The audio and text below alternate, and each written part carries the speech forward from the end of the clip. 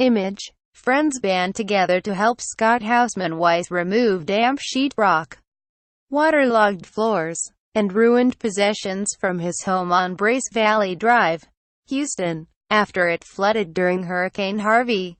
Houston people here are desperate to go home. But when they finally do, the homecoming can be awful.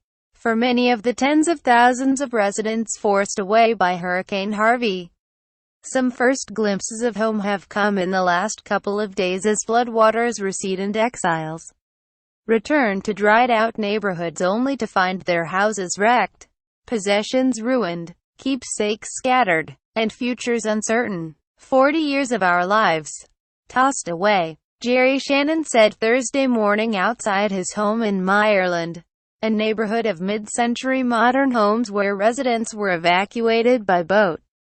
Shannon and his wife, Amy, raised 4 children there and, as he spoke, she was frantically searching for photographs and pictures in a growing mound of curbside debris. She plucked out a piece of paper, a quarter-century old, with "I love you" written by one of her kids in red crayon. "Put this in your pocket," she told him. Asked what they planned to do with the house, they hesitated. They were leaning toward renovating and staying, but they kept changing their minds.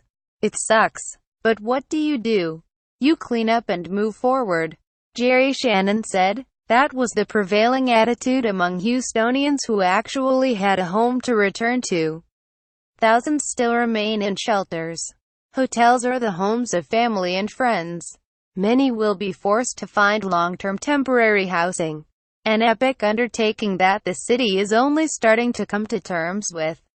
In Harris County, which includes Houston, there have been 18 confirmed deaths, but officials fear that the count could rise as emergency workers continue recovery operations. At least another 14 have been reported dead elsewhere in Texas, including 3 in the city of Beaumont.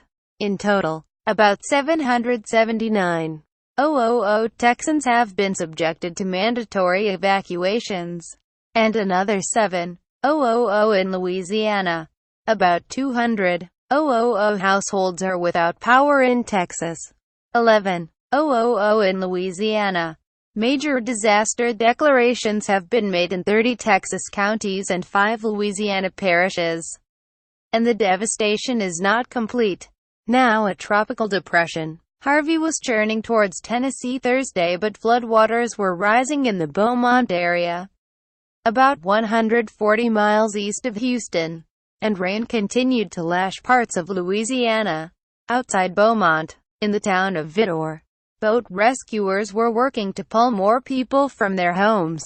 "People are desperate," said Steve Clayton, a 58-year-old from Vidor who operated an airboat.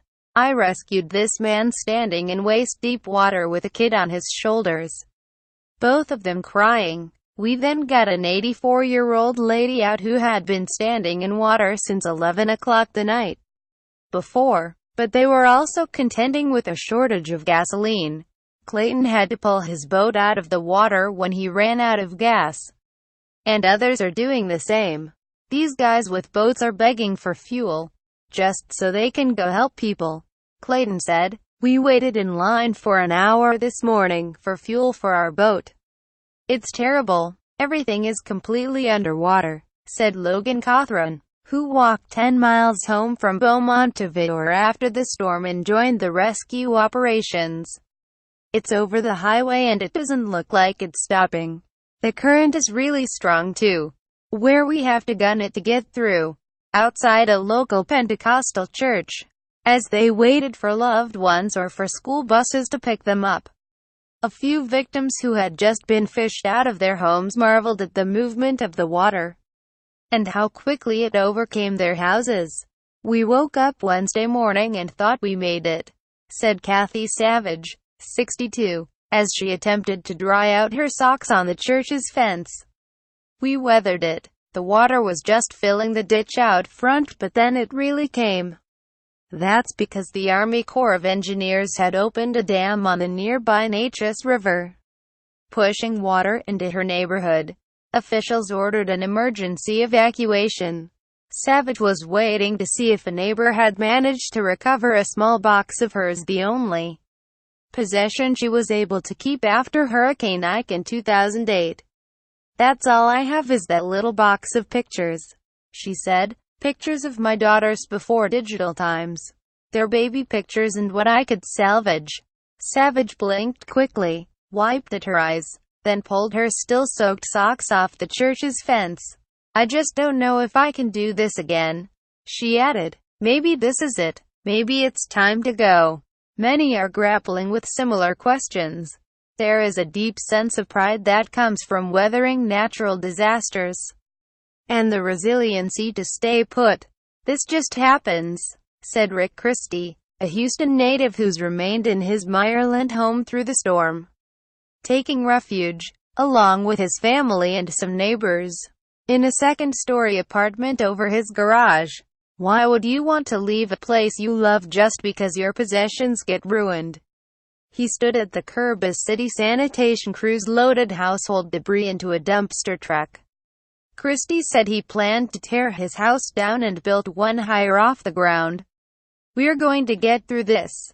We've got a great community. A great neighborhood." Image. Epic flooding inundates Houston after Hurricane Harvey, but across the street, Scott Hausman-Weiss wasn't sure he wanted to stay. He moved to Houston in 2011 from Birmingham, Alabama, and Harvey was the third flood to ruin his house since then. He and his wife survived this week's storm by breaking into a newly built elevated house next door and calling for a boat rescue. "We wanted to stay here and salvage our personal items," he said. Now volunteers were helping him gut his house, tearing out drywall and peeling away the bowed wooden flooring. On the other side of Harris County, northeast of Houston, Stephen Aguilar had finished pulling carpets and furniture, bleaching the floors and picking out venomous spiders from his house in Jacinto City.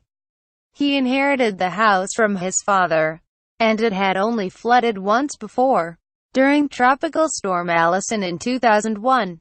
Now Aguilar was thinking of selling the home. It was too risky for his family. He refuses to leave Houston, though. All he wants is a little higher ground. "We're not going nowhere," Aguilar said. John Shoup reported from Houston, Texas, and Phil McCausland reported from Vidor, Texas.